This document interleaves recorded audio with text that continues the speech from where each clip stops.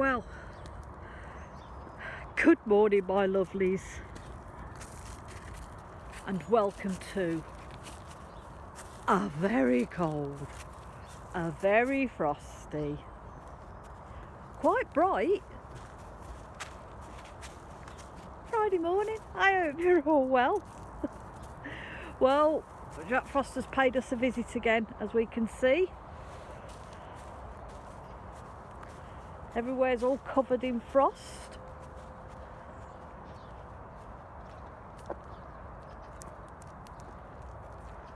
And it's bloody freezing. It is really cold and slightly dodgy underfoot as well, so I'm having to be careful while I'm walking low, because it's very, very slippy underfoot. Right then, lovelies, so today I thought we would have a look at mistletoe, because yesterday we did holly and ivy, and holly, ivy and mistletoe are always lumped together as part of the Yule traditions. So I thought we'd have a quick look at it. So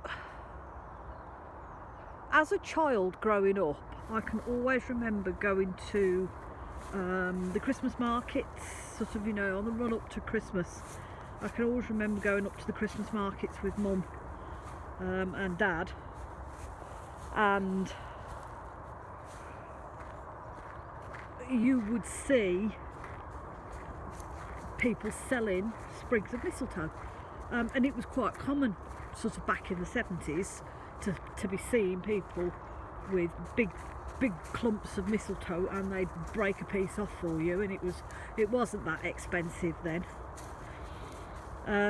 The last time I saw any fresh mistletoe was a few years ago, a couple of years ago, could have been last year actually, at the garden centre where my other half works, and for the smallest sprig of mistletoe you were looking at £7. Yeah, it's gone up. I think it's because it's not as readily available as it used to be, but nothing says fertility, virility and I love you more than a pile of bird droppings and a poisonous plant. I mean, how exciting is that? Anyway, mistletoe. Let's get my notes and away we go. Bear with. Okay, oh, should we go? Okay, lovelies. So, mistletoe is associated with fertility and virility, and the Druids kept it sacred because it could blossom in the coldest of winters. Druids thought mistletoe to be sacred because it didn't grow from roots in the ground like most plants do. It grew from a host tree because it's a parasite. It grows mainly on fruit trees and occasionally oak trees.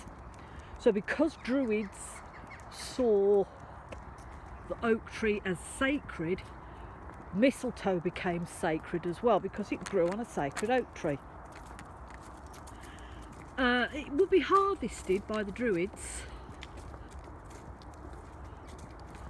using a gold sickle type thing. Some poor chap would have to climb up the tree and cut it down, and it would be caught in either a white sheet or their robes, because if the mistletoe hit the ground it was considered extremely unlucky.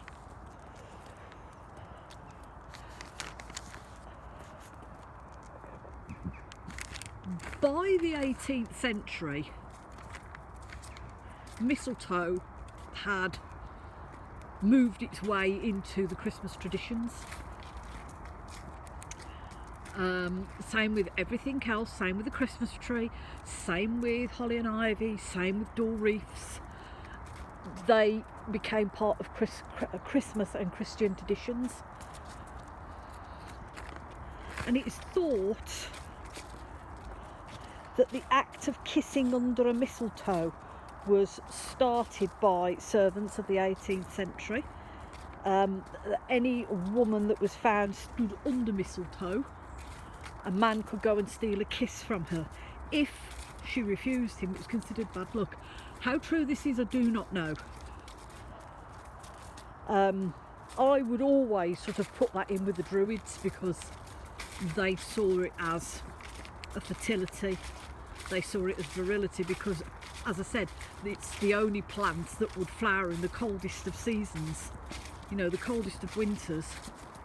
And it also gave the opportunity for them to see that new life was definitely on its way. It was also considered to keep witches and evil spirits away and bring good luck to the homeowner and their house. Now, I have never in all my life seen mistletoe growing wild. I've seen it plenty of times being sold. I've seen artificial mistletoe, I've seen real mistletoe, but I've never ever seen it growing wild.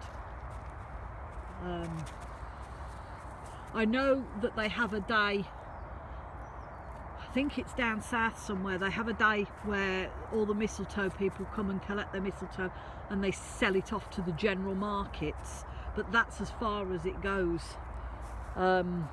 It's not something, well, I suppose you could cultivate it, but it's not something that you would readily cultivate for the festive market.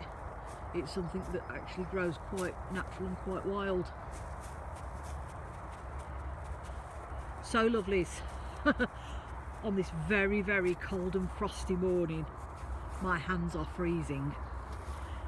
We are going to go home shortly when she stops sniffing in the grass. She hasn't had a roll in it yet. Yeah, so we're going to go home because I'm going to work shortly. So I hope you all have a very blessed Friday morning. The weekend's here, lovelies. If you're going out today, please wrap up. It is freezing, and please be careful, it's very dodgy underfoot. Remember, if you're struggling, lovelies, please reach out. There's always somebody there that will help you. Please be kind to one another, it is important. And if nothing else in this world, lovelies, it's the babbling brook. If nothing else in this world, lovelies,